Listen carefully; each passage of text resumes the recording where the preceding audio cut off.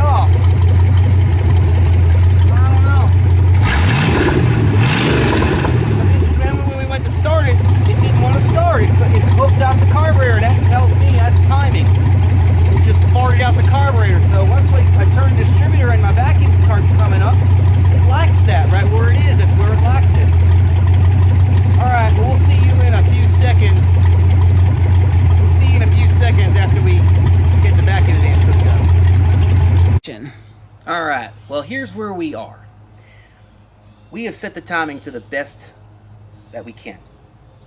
Now, I said it before, and I wish I had just a freaking stock crank pulley. And I may down the road just put another one on, because that Summit one, with all those degrees on it, I don't even know. It's a uni, meaning they say that it's for 273, a 318, FYI for anybody buying one for their Mopar. 440, 426, and there's a list of directions on this and that, and you got to modify that crank pulley, or that belt, the pulley for the belt, which you have seen in an earlier video. I showed you what we had to do to modify it to fit it. So in my mind, I think I'd rather have a stock Mopar one on back on it, but she likes 12 degrees. If that's where it's sitting, we noticed that the vacuum went up significantly, and that she likes it. We did restart it hot, and it fires right up, so it likes it. It likes 12 degrees, but according to what Summit says and what I'm seeing, it's two different things. Now, unless the timing chain slung, which I don't think it did, we got the carburetor pretty much set where we wanted it. But for now, our next stop is to start it cold. Make sure the choke works, and then it's going to start cold. And it might be cold-blooded. I mean, who knows? We don't really know. It hasn't been run 42 years, so we're thinking that it's going to have to go out on the road and drive it around, and then still do some tweakies and find a way to make sure that everything's sit right. Because I noticed there's a little tiny bit of a stumble right off idle. But other than that, we're good to go. We are ready for the street, literally. So our next video, I think what we're going to do is we got Santa Claus had come for us, and there's lots and lots of goodies that we're going to open up. But for tonight, we are going to end this video here because it's getting dark and I am hot and sweaty, and it's been a long day. So we will see you guys again, and hey, do us a favor. Hit that subscribe button for us, and have a good night. We'd really appreciate it. Yeah. See you later. Bye.